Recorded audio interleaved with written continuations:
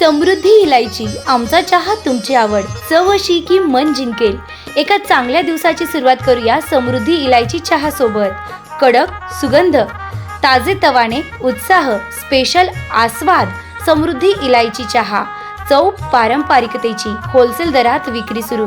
संपर्क 93 70 86 80 04 तसेच 95 79 24 91 85। ब्राह्मणी, तालुका राहुरी, जिल्हा अहिल्यानगर।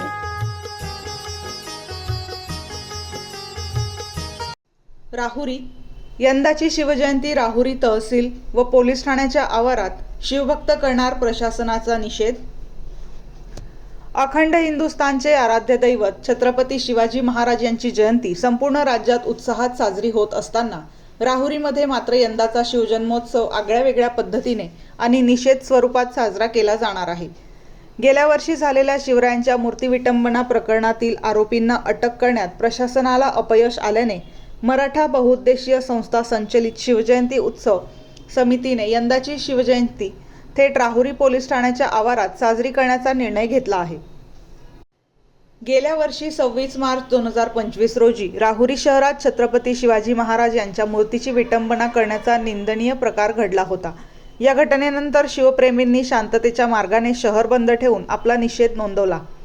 यावेळी प्रशासनाने आरोपींना तात्काळ अटक करण्याचे आश्वासन दिले होते। मात्र या घटनेला आता वर्ष पूर्ण होत आले तरी पोलीस प्रशासनाला आरोपींचा सुगावा लागला नाही। प्रशासनाच्या या उदासीनतेमुळे शिवप्रेमींमध्ये तीव्र संताप व्यक्त होत आहे।